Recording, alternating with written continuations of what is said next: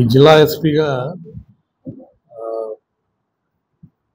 గత శుక్రవారం ఛార్జ్ తీసుకోవడం జరిగింది. సో ఇందులో భాగంగా జిల్లాలో ఉన్న పోలీస్ స్టేషన్స్ మరియు ఆఫీసులు విజిట్స్లో భాగంగా ఇవాళ ఎల్విన్పేట పోలీస్ స్టేషన్ మరియు సర్కిల్ విజిట్ చేయడం జరిగింది. ఈ ప్రాంతంలో పరిస్థితులు ఎలా ఉన్నాయి, నేరాలు ఏ విధంగా ఉన్నాయి, కేసుల పురోగతి ఏ విధంగా ఉంది, మరి ఇక్కడ లా అండ్ ఆర్డర్ సమస్యలు, ఇతరత్ర సమస్యలు ఏమున్నాయి అనేసి తెలుసుకోవడానికి స్టేషన్కు రావడం జరిగింది. సో కేసుల రిపోర్టింగ్ అయితే దాదాపు తక్కువే ఉన్నాయి.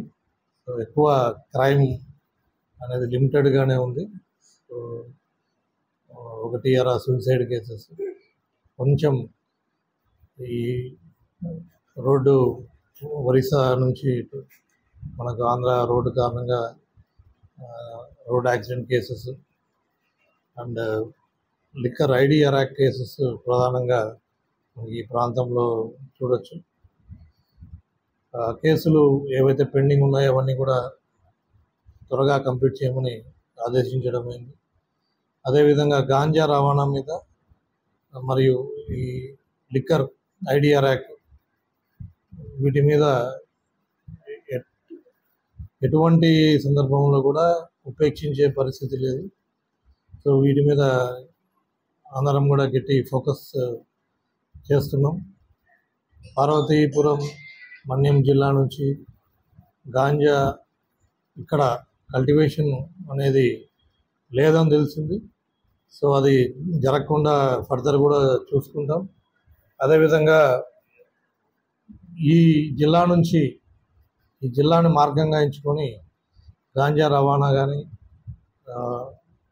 లేకపోతే లిక్కర్ ఐడిఆర్ యాక్ట్ రవాణా కానీ జరగకుండా కొద్దిగా చెక్ పోస్టులు, బార్డర్లో పెట్రోలింగ్ ఇవన్నీ కూడా మేము ఇంటెన్సిఫై చేస్తాం. అదేవిధంగా బార్డర్ పోలీస్ స్టేషన్ అయినటువంటి Elvinpeta police station and CI గారికి కూడా వాటి మీద చర్యలు తీసుకోమని ఆదేశించడం అయినది. ఈ పోలీస్ స్టేషన్ విజిట్ ఇది నా మొదటిసారి.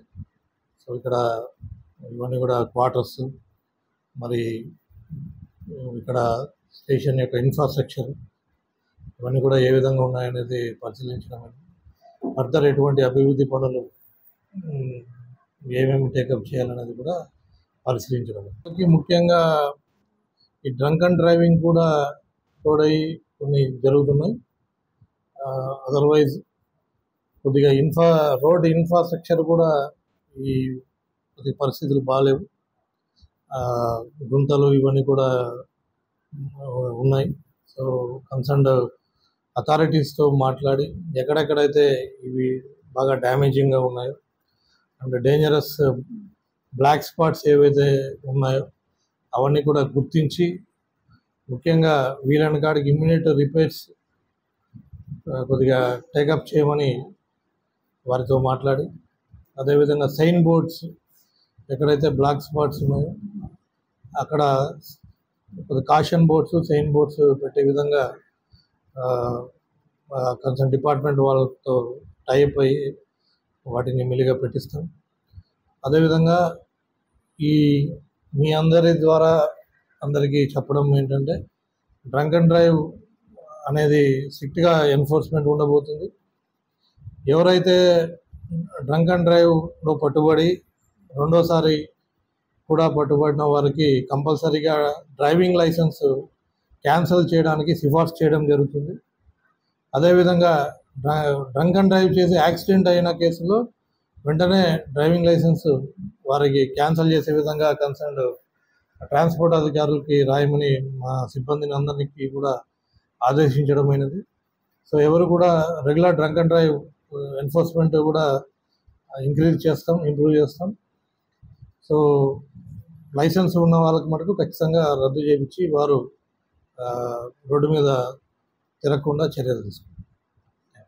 సార్ ఈ మావోయిస్ట్ ప్రాంతాలు సార్ సరిహద్దు ప్రాంతాలు ఉన్నాయి సార్ అలాంటి సరిహద్దుల ప్రాంతాల్లో ఇప్పుడు యాజ్ ఆఫ్ నౌ మనకి మూమెంట్ కానీ లేదు. సరిహద్దు కన్నా ఇంకా అవతలే ఉన్నది. సో అవన్నీ కూడా నిరంతరం నిఘా సంస్థలు, మేము కూడా స్పెషల్ పార్టీ టీమ్స్ ఇవన్నీ కూడా ఫ్రీక్వెంట్ పెట్రోలింగ్ చేసుకుంటూ ఇటు సైడ్ మూమెంట్ నక్సల్ మూమెంట్ అనేది లేకుండా చూసుకుంటాం.